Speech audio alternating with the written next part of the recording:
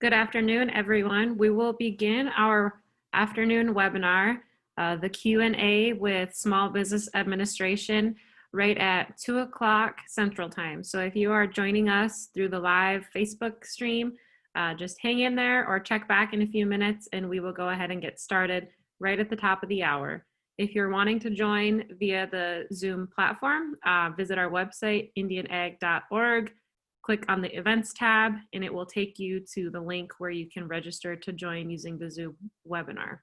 There's also a way for you to dial in if you would like to ask questions. I will also do my best to monitor the Zoom Facebook live stream for any questions that we receive. We'll be back here shortly.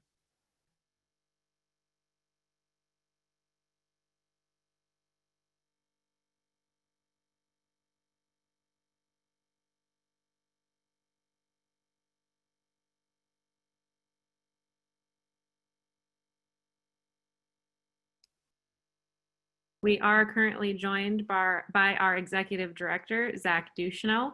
If there are any general questions that exist between now and the top of the hour when we will start our webinar, feel free to shoot them our way and we will go ahead and field questions and go ahead and answer them as they come in.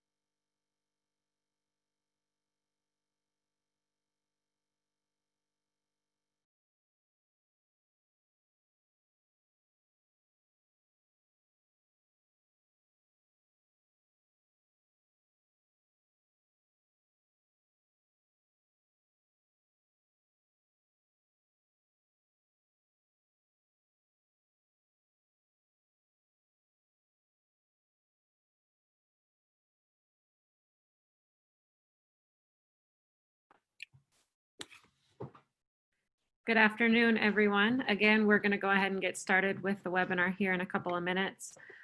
You can join us a couple of ways today. You can join using your Zoom app for your phone or the online desktop version.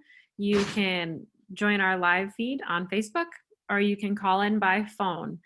If you have any questions throughout the throughout the webinar. The best way to ask those questions are to post them on our Facebook feed or to go ahead and join us via the Zoom box so that you can put them into the Q&A chat feature. Right now, we do have Executive Director Zach Ducheneau with us. We're going to go ahead and turn it over to him to just give us a brief update on some of the work that the Intertribal Ag Council has been doing in the past couple of weeks to help our farmer and ranchers across Indian country. Thank you, Kelsey, and good afternoon, everybody. We continue to work on the farmer and rancher relief proposal that we have been shopping around to various congressional delegations and others to help get some meaningful loan relief out there to all producers, not just those with FSA loans. Jamie White, South Dakota State FSA Director, did a good job of giving an update on the disaster set-aside eligibility that's been authorized due to the COVID-19 national emergency. And while that works for a small section of our producers, it doesn't get at a large part of our producers that have CDFI loans, commercial credit, maybe FSA or VIA guaranteed loans for their ag operation. So we can continue to work towards solutions on that front, up to and including increasing funding for our own CDFI Occupaton, located here in Eagle Butte, but serving Indian country nationwide. We are working very close with the Farm Service Agency to ensure a speedy and efficient delivery of CFAP. And we're also working to build out a very broad and diverse curriculum online for folks that don't have the opportunity to take in the regional conferences that we're typically having this time of year. I see we had Burl on there for a second. Burl is here, I think. Yes. So I think with that, Kels, I'll kick it over to you. Do you have the slides there, or do you want me to try to pull them up on my end? Let me get. I can go ahead and pull them up on my end. How are you doing, Burl? Hi. Good afternoon, everybody. I'm doing all right. How are you all? Good, good. Really good. A little bit of a trick here. I've got two computer screens going, but only one has the camera. Yeah. All right. We'll go from there. Perfect. So we're going to, Zach, is there any way you can actually present the slides on your screen? That way I can keep a track on the question and answer section on Facebook. Yeah, that's fine. Yeah, let me get them pulled up here. Give me 1 second to get on Okay. that.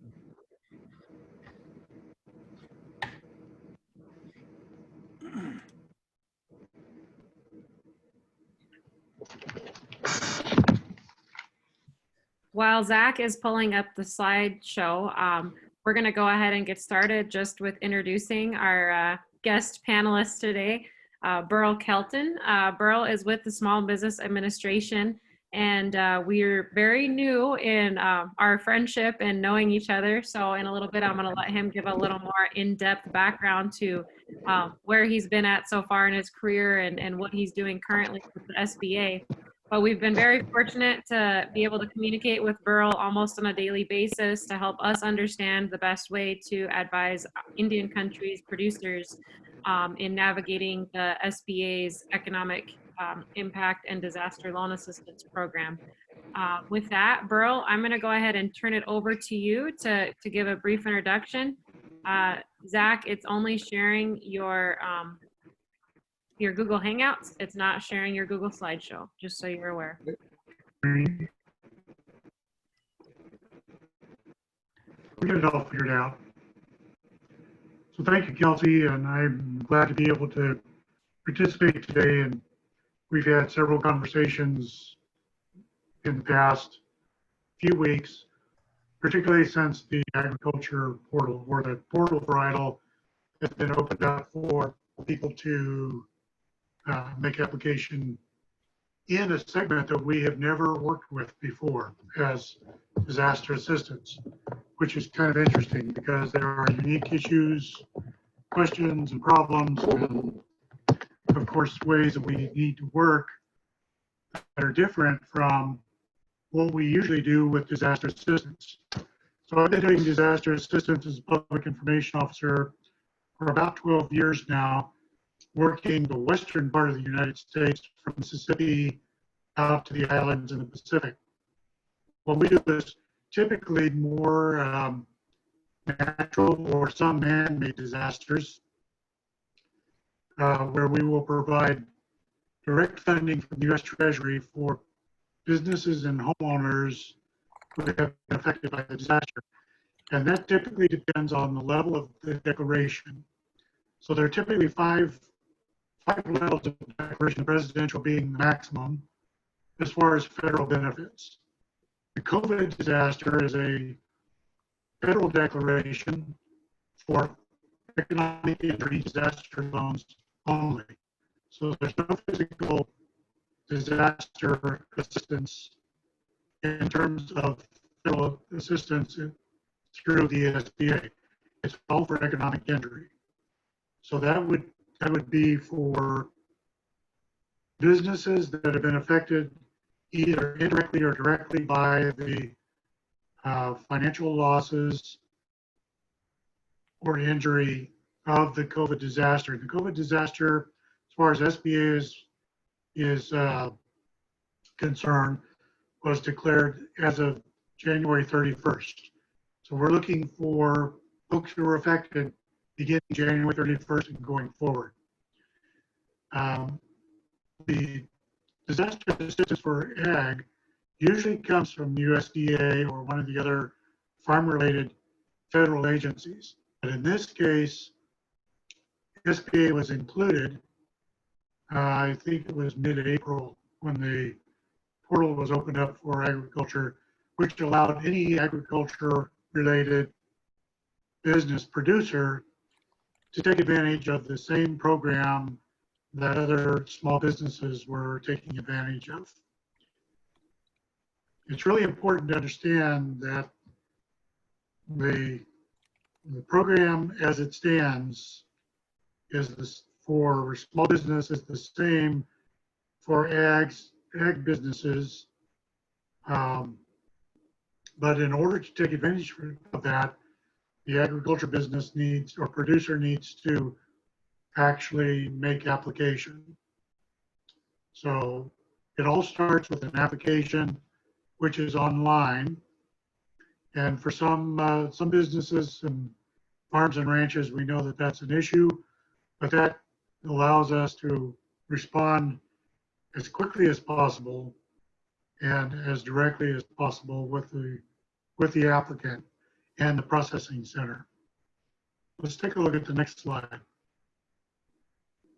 Real quickly, Burl, we are getting just a little bit of feedback, so I'm going to go ahead and mute the video to see if that will help to streamline a clearer voice over the Zoom platform. All right.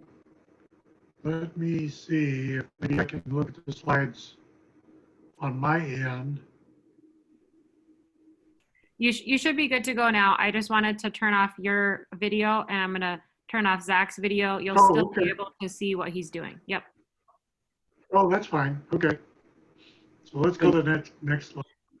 And Burl, I'd just like to preface by saying that these are a lot of the questions and comments that we've gathered in the last month and a half of working with producers with the SBA, using the online portal and helping them access EIDL. So there may be some things in here that are just not correct. What we're planning on doing is adding your answers to this after the fact, and that's what'll be posted so that there's good, accurate, timely information put up there for our producers as we go along. And if you have any questions about anything, feel free to ask me to offer input on the slides. So the next slide. Okay, sounds good. So as I mentioned earlier, USDA, US other agencies, and the SBA are working together for the agricultural side. prior to COVID-19, and actually we're working on other disasters in the background in addition to COVID-19. But prior to COVID-19, other types of businesses that are farm and ranch businesses were not eligible for SBA loan programs. With COVID-19, those producers have been added to the SBA program. So anyone in either the small business sector or the farm and ranch sector are eligible to apply. Same program. Next slide. I'm not familiar with the CFAP program, but I know the EIDL and the PPP program eligibility is parallel. So you can apply both to the PPP and to the EIDL program. You would need to refer to the information provided by your CFAP, whatever agency that you work with there, and have them explain to you how that affects the EIDL and PPP eligibility. Typically, the question comes up because if it's a federal agency, no federal agency is allowed to duplicate funds received from another federal agency, administrative agency. So you may receive funds from another agency for another part of your operation or business that does not duplicate the part of the operation or business that is covered by the EIDL or the PPP loan. And that you would need to check with as far as CPAP with the agency that provides that. Next slide.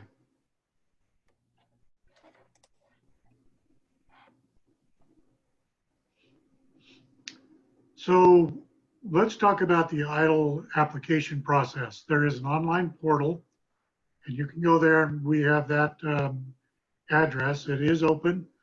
It was selectively open for ag producers only for a period of time. That has now been reopened to any applicant, and any non-ag producer that applied during that window has their information collected, but not yet being processed, or now maybe processed, but we did capture the information from that applicant. So once the application is made, in that streamlined application, COVID-19 application, there are two things that you're actually applying for. The first is the advance, but you must have indicated on that application that you are requesting the advance. The second part that is included in that application is what we refer to as the long-term EIDL program. And that's where the larger amount of money is available, and the longer processing for that amount of money. Terms for those loans are 30 years, 3.75% simple annual interest, and the first payment is not due until 12 months after the loan papers are signed.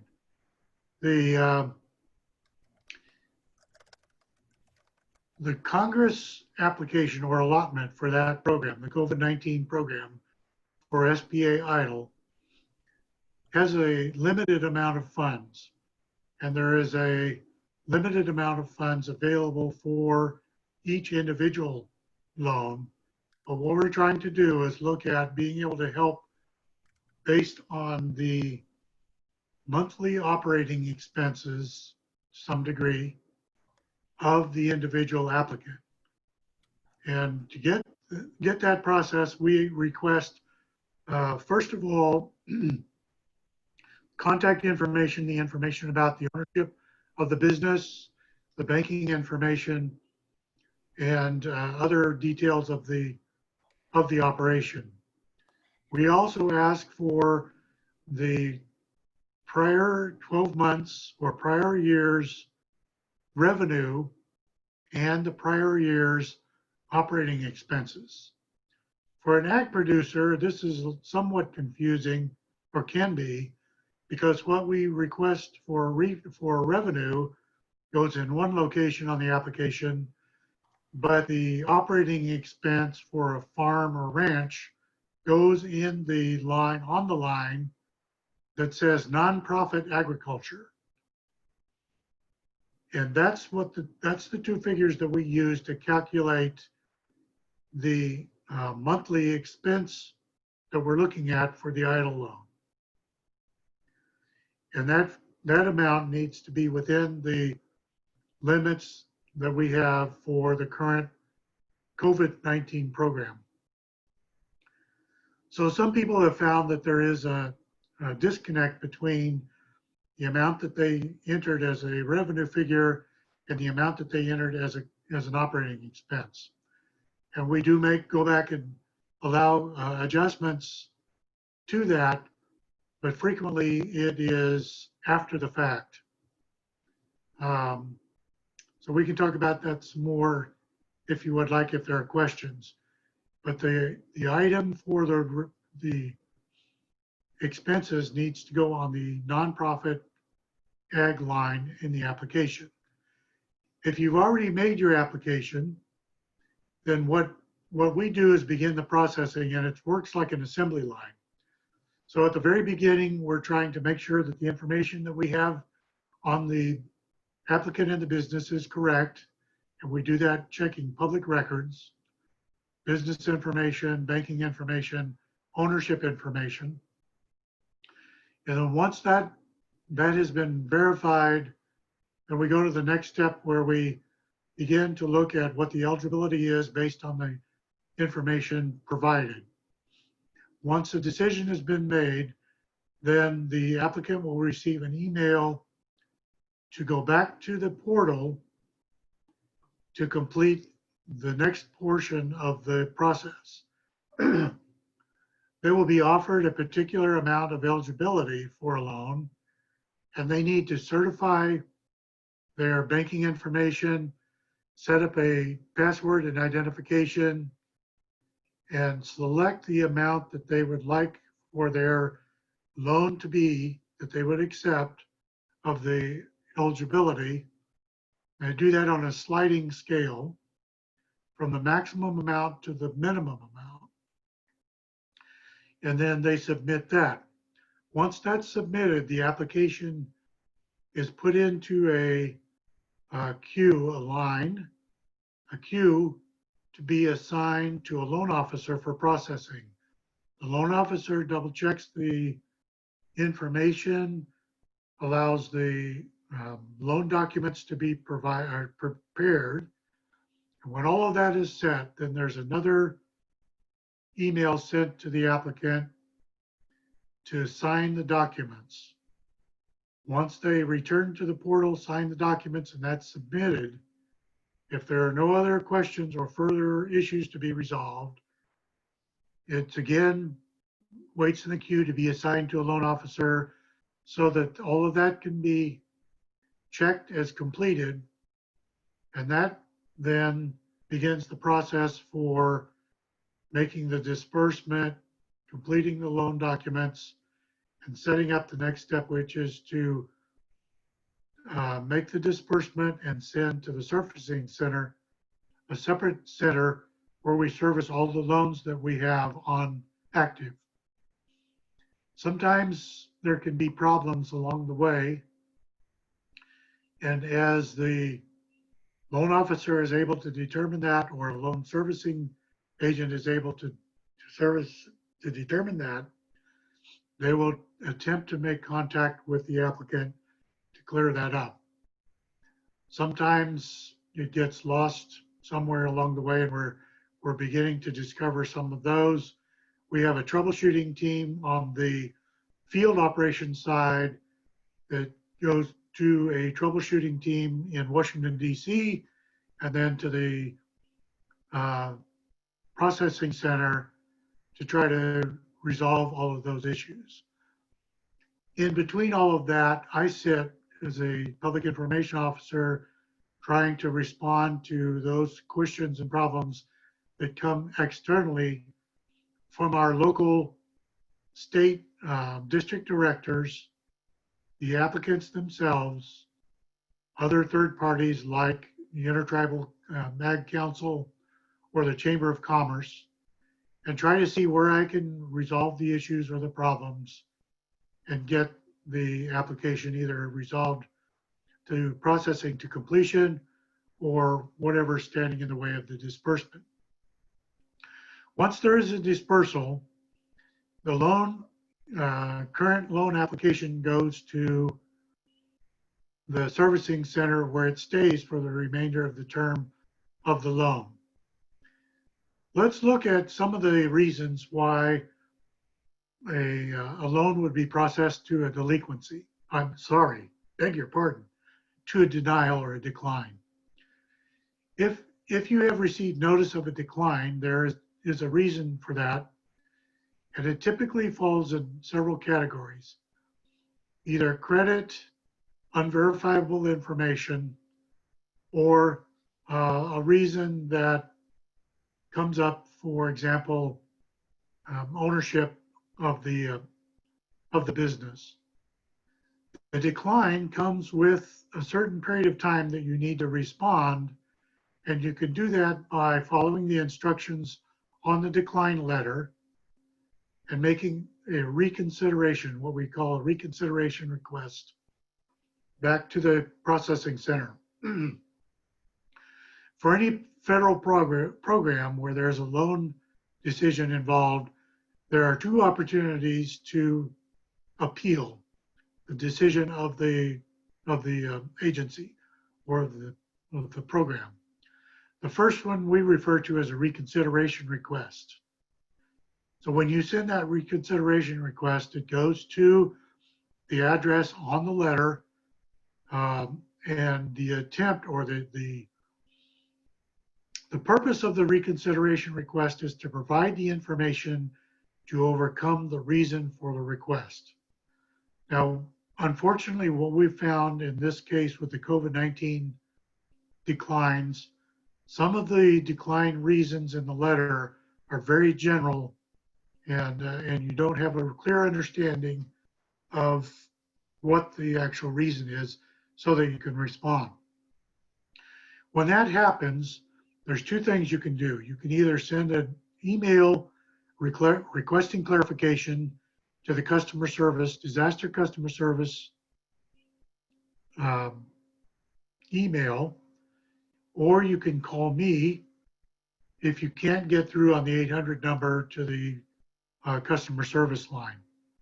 So actually it's contacting the customer service line, sending an email to the PDC, or call me or email me, and you can do that through, for example, this, Zach or Kelsey can send it through them.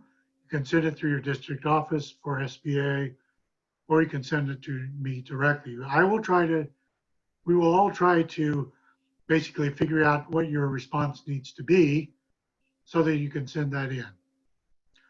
Once the decline reconsideration request is submitted to the PDC, goes into a queue to be assigned to a loan officer for a completely new revisit and review of, first of all, the request to make sure that there's information to resolve the reason for the decline, and secondly, to reprocess that application, because the reconsideration is required to be processed by a completely different set of loan officers to see if there's any way that the decline can be changed to an acceptance and a process to completion. In that process, that loan officer may request additional information or verification. We try to work with the applicant to avoid that, to save time, by providing as much information with the reconsideration request as possible. So what's the message here? The message is, if there is a question, if there is an issue, something that's come up that may cause a problem or has caused a problem, stay in constant contact with either the PDC, your representative, or the loan officer to try to deal with that issue, because everyone along the way has an objective to see that that application has been processed to an acceptance and a disbursement in order to help the applicant borrower. Next slide. All right, so let's talk about the advance portion of the EIDL program. For COVID-19 EIDL, we've never had an advance before in the EIDL program. But for the EIDL COVID-19 program, an EIDL advance part of the program was established in the congressional action. It amounts to up to $10,000 based on the number of employees in the business, including the owner of the business. The application has a check mark for you to check if you're requesting the EIDL advance, which makes it very important later in the application to indicate correctly how many employees that you have in the business, including numbers for the owner or owners. The employees can be part-time or full-time or seasonal, but if they are going to be actively involved in the operation of the business, they need to be included as employees. And the loan officers will look at that and authorize a loan in the amount of $1,000 per employee for the advance amount. At first, we were able to turn around the advance requests before the long-term EIDL.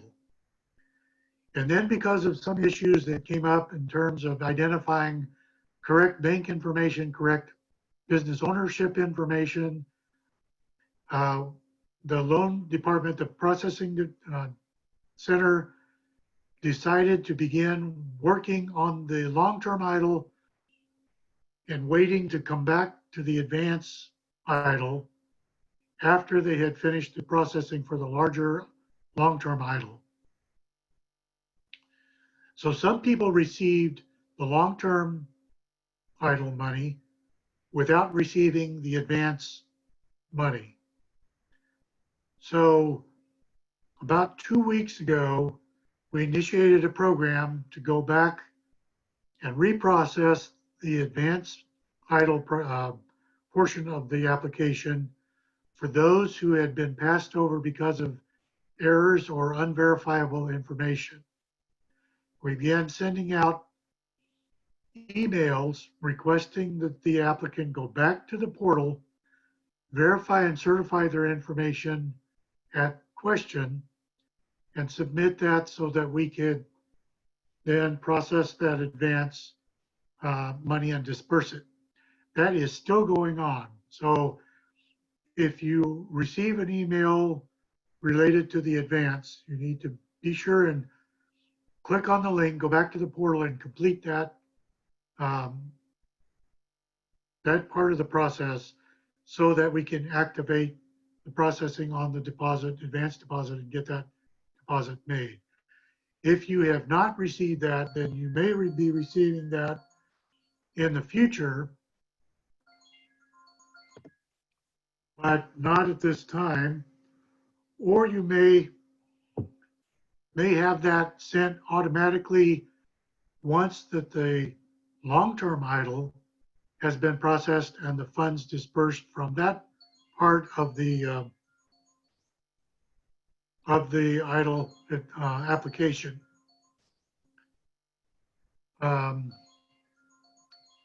Again, the grant amount is based on the number of employees, and the grant amount can be used for operating expenses and payroll expenses. However, if it's used for payroll expenses, it cannot be, or I should say, it will be discounted from any PPP money for payroll expenses. So that's an important thing to keep in mind. Again, what comes into play is that the federal money cannot be duplicated with two different programs. So the spending plan or restrictions is based on what it is that is considered working capital. What is it that keeps your business operating from day to day? The idle does not cover lost profit or lost revenues. It only covers the amount of money that it takes month over month for you to pay your employees, your standing long-term debt, any payments on machinery and equipment, or other payments that you make, rents, mortgages, utilities, other kinds of things that keep your business operating. That's what we're looking for, to be able to help you with. All right, next. So let's talk about the collateral aspect of this. I'm going to turn off my ringer here. Excuse me. I'm sorry, I need for them to leave a message on that phone call if that distracted you. The traditional disaster loan, idle loan calls for requirements of collateral. That means that we actually take a written authorization of ownership of literal collateral, physical or business. There are documents that are made giving us ownership of that if there's a default on the loan. Typically, that begins at $25,000 or above. None of that is applicable in the COVID-19 EIDL program. Collateral is only required above $500,000, and a personal guarantee is only required at $200,000 or above. I don't know of any loans that typically go to those amounts in this particular case that we're in right now. However, what we do instead is write a UCC lien with the county for the amount of the loan once that the loan is signed and the money is dispersed. So what we're looking at is just the assets of the business, the hard assets of the business, no property or other restrictions. I'm still waiting to hear, in terms of agriculture, what the relationship is of that UCC filing and other ongoing liens by other financial institutions. I don't have an answer for that at this moment, but I know that we're going to have some arrangement, typically in the past, for an asset that's going to be exchanged. Say, for example, machine that's going to be changed out after a lease or a purchase of a new with some recovery from the old. What we required is a notice. So there's a requirement of notice to SBA that that's happened, but we've not stood in the way. We typically will transfer whatever collateral that is available to whatever that is. I haven't seen any indication that that's the way that it would work in this case. So I have to wait before giving any real guidance here until I get guidance from our agency director. So that's pending. Next slide. So as I said, we only file the UCC with the county. And according to the document, it is the the question about the lien is that there's a notice to notify. And that's about the only thing I know for sure at this point. You must notify SBA that there's some change or some effect on the business assets that are on that UCC. Burl, Well, this is Zach. Maybe I'll just chime in with a question or two here to help give a little Yes, color to go this. ahead. What does that notification typically look like for a non-COVID-19 idle loan? Is it just the business owner calls their SBA officer and says, hey, I've got this transaction that needs to happen? What's the turnaround time for that type of approval? What's it look like outside of COVID-19 so that our customers and our audience can kind of get an idea what they might be what might be in store for them? Yeah, typically, again, remember that there's a specific lien document that is on that. So they're going to be looking for the documents from the financial institution and the new, for example, if we take a sale, like a resale, they're going to be looking for the documents of that exchange to be submitted to the loan officer so that they can make the change on the loan documents that would reflect that. So they might have new loan documents that are made up that would specific, because on the loan documents, if, for example, it's a physical property, that physical property would be individually itemized on the loan document. So if it's a situation like that, then we would have them submit the loan documents. We would make adjustments on the SBA loan document, send that out for new signatures, and that would take care of it. That would be the extent of it. If there were funds, let's take for example, an asset that was sold and was covered by a collateral document on the SBA loan. The SBA loan document would show that anything received from the sale of that asset must be used to pay down the SBA loan. But there again, there would be a specific collateral document that would itemize and list that asset, previous to whatever exchange or transaction that would take place. That, in my understanding, that is not the case in the COVID-19 loan situation. So I have to wait and see what they will use for that in this case. And once Burl does get that guidance and shares it with us, we will update this slide or maybe even have another webinar to share that with the folks that are listening. Yeah, and this is not an unusual question because there are a lot of businesses that are facing that kind of question as we get farther and farther into the year and changes are being made and things are being done to be able to keep the business going. Next slide.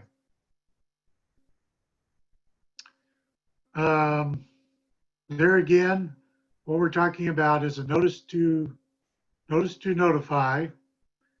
The information about this is going to be pending. There is one question that has come up about crop sales, and I am not sure, but I think it would be the same for livestock. Whereas a normal part of the business, there's an exchange. We do not get involved in that. We do not require the checks to be including SBA in that exchange. That's a normal course of business, and that should be operated just like normal business. So Burl, would it be accurate to say that if your normal cycle of business, let's take the cow-calf guy, for instance, is you sell your calves in the fall, then you pregnancy test your cows, and you sell a bunch of those cows that aren't in production anymore, those type of things don't really need to have that prior consent because they're standard pattern for your business and you can just carry on as before? Right, and although it's probably not a nice way of saying it, but that is basically disposable inventory that you're processing through the business. So it's not, you do take title, I understand that, but it's not the same as what we're looking at. Excellent.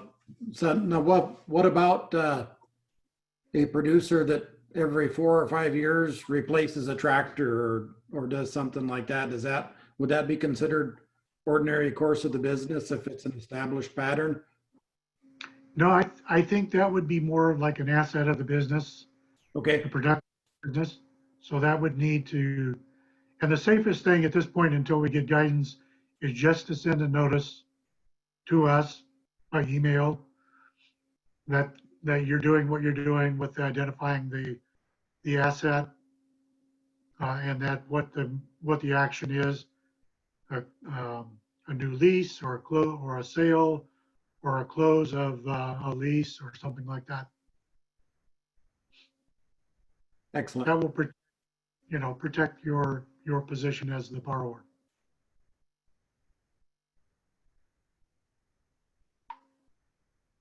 Next slide.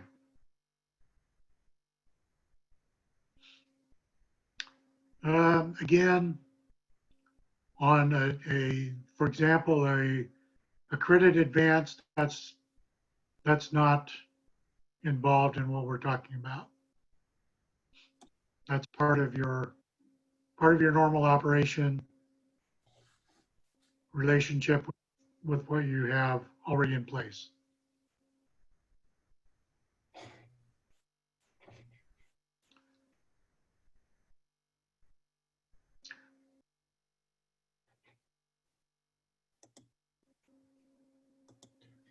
So let's hang out on this one for a second, Burl, and just run Okay. through scenarios so that we can give a little better color for our producers. Right. 90% of our producers have some form of other debt, whether it be with Farm Service Agency, a commercial lender, or maybe even a community development financial institution. And they would be in a prior lien position to the SBA because they have previous financing. Will they then need to get consent of the SBA to renegotiate that annual operating loan or to reamortize or reschedule the debt that they might have with their existing lenders? I think that has been part of the request that I sent up for the other regarding the liens. I think we're going to have to wait till we get guidance on that.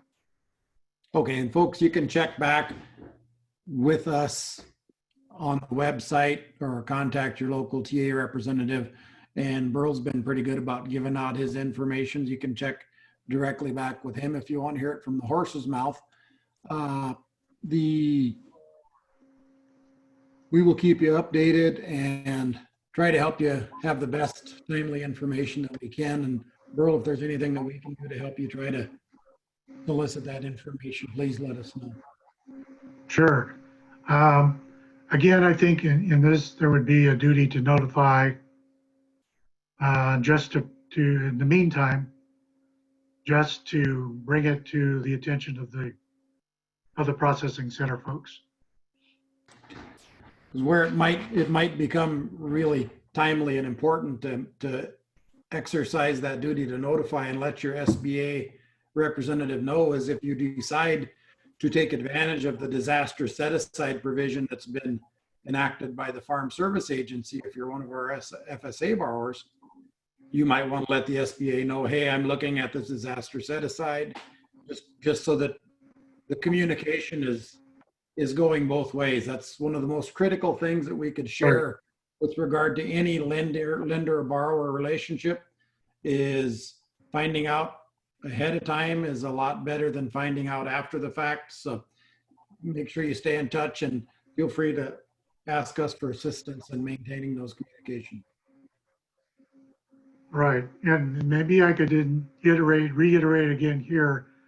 The objective of the SBA disaster side is to make businesses successful in weathering the storms and going through the disaster. So although you may run into one or two people along the way that are hard to work with. Understand that every one of us have an objective to make your business successful and to be able to help you through this. So if there is a way, understanding the issue that you have, that we can resolve that, we're going to do everything that we can to do it. It may not happen immediately, but as we've all seen, but we are going to continue to stay with it and work on it to try to get that issue resolved for you, whatever that might be. And if it's something that we just can't do anything about, then we'll let you know that too. I just wanted to encourage everyone to do that. Don't hesitate to come to us with an issue if that's something that's happening or has happened with trying to get through this with the business. Excellent. I think that's the last slide we've got on the economic injury disaster loan. Merle, the next set of slides is more tied to the payroll protection program, and Okay. we've had some challenges with producers realizing that it's something that they're eligible for, because oftentimes when we're dealing with ag producers, we don't think of ourselves as on the payroll.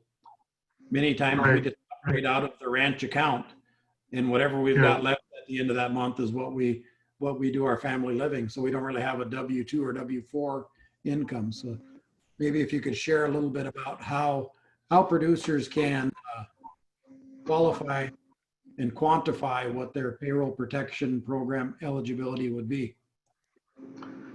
Well, unfortunately, I really can't talk too much about the PPP in those terms, but I can address the same issue on the idle side, which probably will be very similar on the PPP side.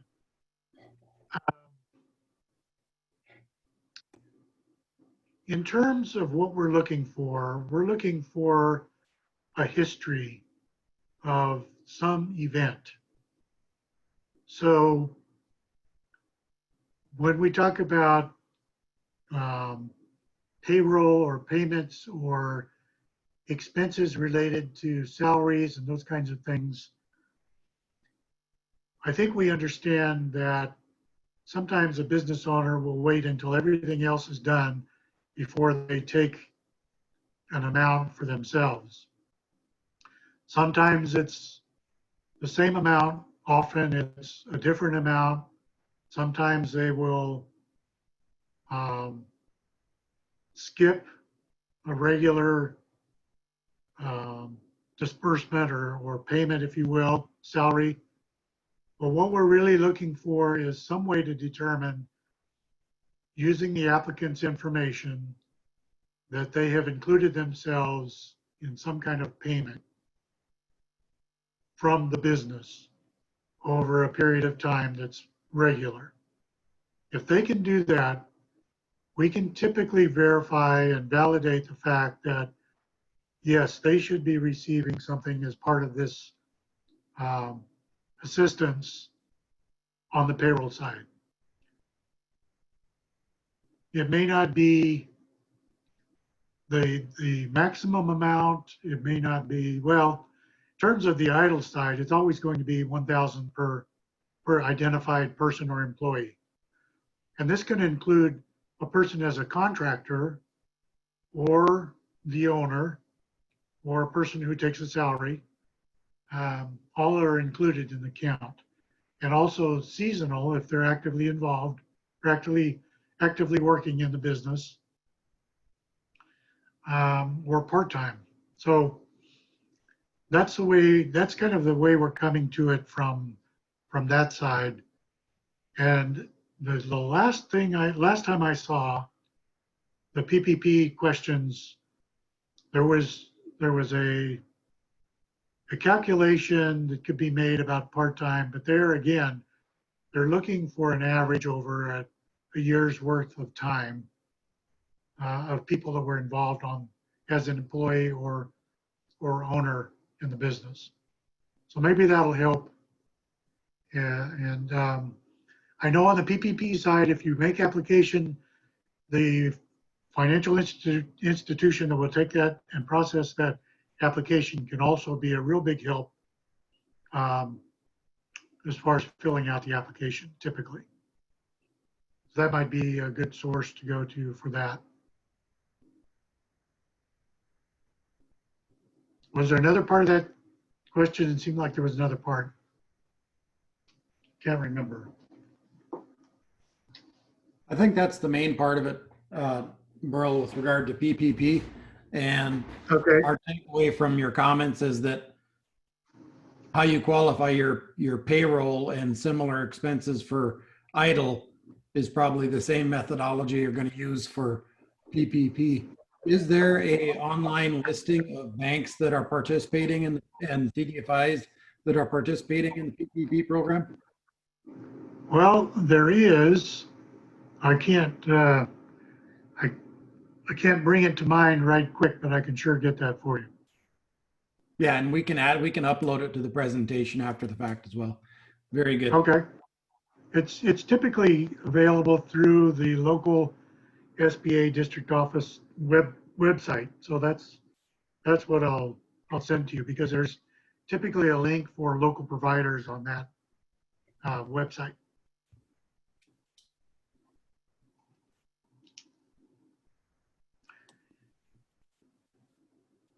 So the next slide really just talks about, I mean, we're just contemplating financial planning, and this is where we plug our Intertribal Ag Council Technical Assistance Network and offer them at your disposal to help you put together whatever your financial plans might be. We've got a lot of very qualified staff all across the country who specialize in financial planning and lender relationships, and they're all at your disposal at no cost to you, the same way the SBA folks are. And it's been our experience that if you come into these relationships with your lenders with a plan on paper, it helps demonstrate your commitment to that plan, and it really helps clarify that relationship going forward. And we see our technical assistance network as a valuable tool to help you get your vision on that piece of paper when you go in, so you're really setting the stage for a very beneficial relationship. And with regard to the idle funding and payroll protection program, or the FSA's disaster set-aside programs or FSA loan programs, please get in touch with us and let us provide you that assistance and help you get a leg up on your relationship with any lenders you might have. This next slide says the SBA offers 30 days from approval to accept the terms, and that gives you enough time once you get approval to get in touch with a financial advisor and talk about how best to allocate any loan proceeds you might have that in a way that can benefit your business and meet the terms and obligations of the lender. Burl, you got anything to add on that?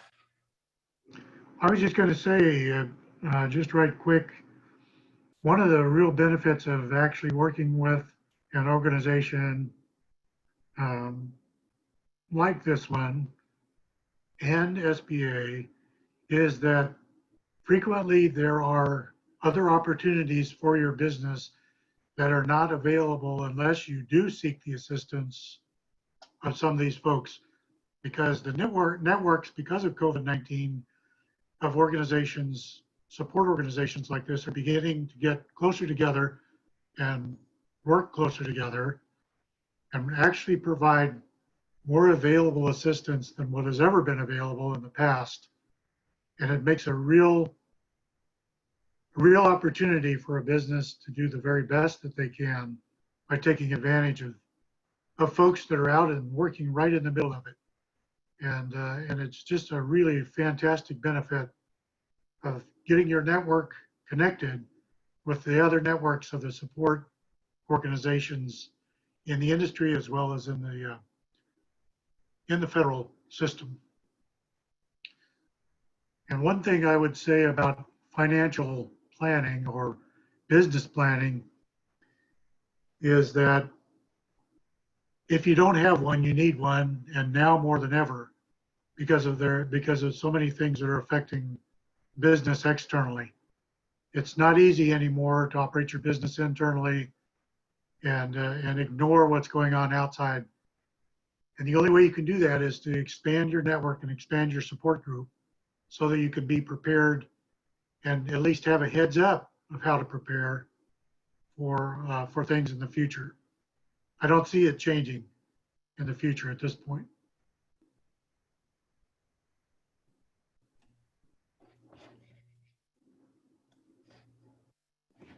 Burl, while we wait to see if there are any questions from anybody that's listening or dialed in online, maybe we can talk a little bit about some of the normal tools that are available to the SBA that some of our producers or our food system purveyors might not be aware of, just to give a snapshot overview of some of those. Well, unfortunately, as far as SBA, we're almost never involved in ag production programs. It's all through the USDA. What happens is that the USDA is the front and SBA is the back end as far as processing, which is kind of an interesting arrangement, but that's kind of the way it is. I think, as I mentioned when we first got started, this is very unusual for us to be involved in the ag segment as a disaster assistance SBA program. Typically, all of the SBA is focused at small businesses, although small businesses that depend on ag producers are very frequently involved, but we very seldom get involved with the actual producer. Well, that may change, but historically, that's kind of where it's been. So I don't know what else I could actually contribute to that part. One of the things that we've really seen has been demonstrated very clearly is that our national ag system is really fragile, and I think there's a lot more producers of livestock and vegetables and that type of thing looking to that local marketing opportunity, and maybe even looking at building the processing centers or the cold storage facilities for that type of stuff. Once they make that transition from production into the next level, would they then be able to access some of the SBA opportunities? The yes and no. The issue comes as if it is the farmers themselves or producers themselves that have that as a cooperative. At this point, we wouldn't be involved in that. But let's say, for example, there was a person who wanted to set up a business as a producer, as a processor individually. We might be involved in something like that. The producers might be investors, but the actual operating business would be separate and become a small business rather than an ag business. They would be dependent on the ag segment, but they would actually be operating not as an ag producer, but as a small business for the ag producer. Does that make sense? Excellent. That's exactly the answer we were looking for. That's really what we're trying to move our producers to, is to a diversification of their economic situation where their processing business is separate from their production business, which is separate from their Right. ranch vacation business or whatever. So that's Right. a great. We do have one question from someone out there in the internet world, and Okay. there's still money available for idle. Yes. We have not been told to stop yet. So a lot of it depends on what Congress does next. In terms of allocation, we have no way of knowing what that will be or how long it's going to be. But if there is more in the future, then we'll continue to work until we're told to stop. But at this point, we have not been told to stop, stop accepting or processing. In fact, in related item, I saw a news item that one of our district directors said that there was $1 billion left in the PPP program that was unclaimed or applied for at this point. So there's money in the PPP program as well.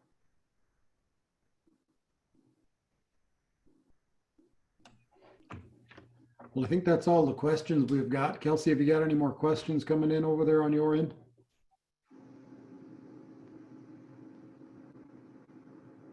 Sounds like Hey there. No more questions coming in on the Facebook Live feed. There has been a few, but they're all things that you have covered. So we Sure. really appreciate you taking that time to do that. I did just see one populate here. What is the max amount available to each producer? If you could recap on the max amounts and the likelihood of what that looks like. Due to the allocation, we're not making loans for more than 150,000 at this point in time. That could change, but again, it is not a request for an amount. It's a calculated amount by SBA. So it depends on what the applicant includes as revenue, prior revenues and cost of goods or operating expense for prior operations. Well, thank you for letting me be a part of this, and we'll definitely do this again when we get more information, if that's appropriate. And as I've said before, I'd be glad to take individual questions as they come up as we go along. And there are a couple of other issues that I'm working on specifically related to the tribal producers that I will share with you when I get responses on that. And folks, what we'll do is we'll get with Burl with the slides that we have, edit in the questions that we answered, and make sure that they're clear with what Burl meant to say, and we'll get those published for you all in the next couple days. Sounds great. We'll talk to you soon. Burl, and keep up the good work over there. Thank Kelsey. you. You're welcome. Bye-bye now.